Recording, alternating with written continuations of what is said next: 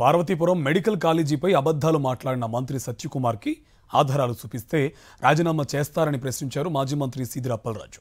రాష్ట్రంలో వైద్య రంగాన్ని భ్రష్టు పట్టించారని, చిన్నబాబు పెద్దబాబు డైరెక్షన్లోనే సత్యకుమార్ నడుస్తున్నారంటూ ఫైర్ అయ్యారు. సత్యకుమార్ గాలివాటంగా ఎమ్మెల్యే అయితే బీజేపీ అనుగ్రహంతో మంత్రి అయ్యారని, చిన్నబాబు పెద్దబాబు ఇచ్చిన స్క్రిప్ట్ను చదువుతున్నారని దుయ్యబట్టారు. మేము ఆరోగ్యశ్రీ ఆపేస్తాము, ప్రైవేట్ ఇన్సూరెన్స్ కంపెనీలకు ఇచ్చేస్తాం మేము అనుకొని మాట్లాడుతున్నారు. నేను అడుగుతా ఉన్నా ఈరోజు నేను ఈ రాష్ట్ర ముఖ్యమంత్రి గారికి, ఫైనాన్స్ మినిస్టర్ గారికి,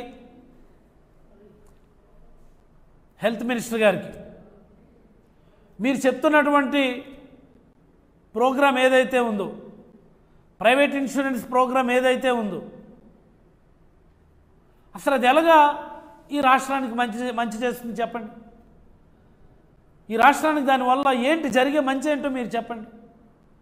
ఇప్పుడున్నటువంటి ప్రోగ్రాం, ఆరోగ్యశ్రీ ప్రోగ్రాం ఏదైతే ఉందో, ఎగ్జిస్టింగ్ ప్రోగ్రాం, దానిపైన మీకు ఏమైనా కంప్లైంట్లు ఉన్నాయా? ఇదిగో ఇలా చేస్తే ఇంకా బాగుంటుంది, ఈ రకంగా చేస్తే బాగుంటుంది అన్నటువంటి కంప్లైంట్స్ కానీ ఫీడ్బ్యాక్ కానీ మీ దగ్గర ఉందా? నీ లంచాల కోసం, నీ ఓటాల కోసం, నీ పర్సంటేజ్ల కోసం ఈ రాష్ట్రంలో ఉన్నటువంటి వైద్య రంగాన్ని భ్రష్టు పట్టించేస్తూ ఉన్నావు సత్యకుమార్ అని సందర్భంగా నేనైతే హెల్త్ మినిస్టర్ని అడుగుతూ ఉన్నాను.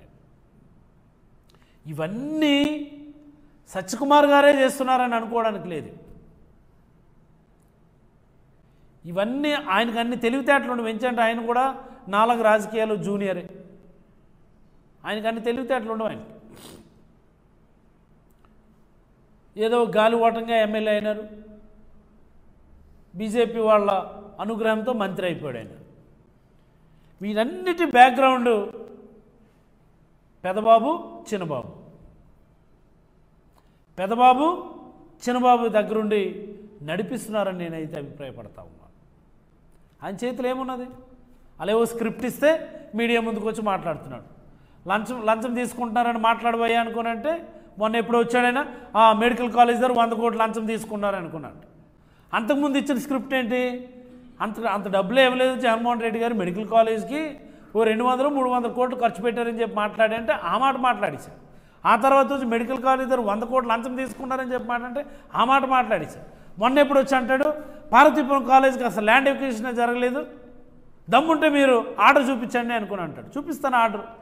నువ్వు మంత్రి పదవి రిజిగ్నేషన్ ఇచ్చేస్తావా? ఆర్డర్ చూపిస్తాను నేను, ఎన్ని ఎకరాలు, ఎక్కడ, ఏ సర్వే నెంబర్లో మొత్తం నేను మీకు చూపిస్తాను పార్వతీపురం మెడికల్ కాలేజీకి సంబంధించి.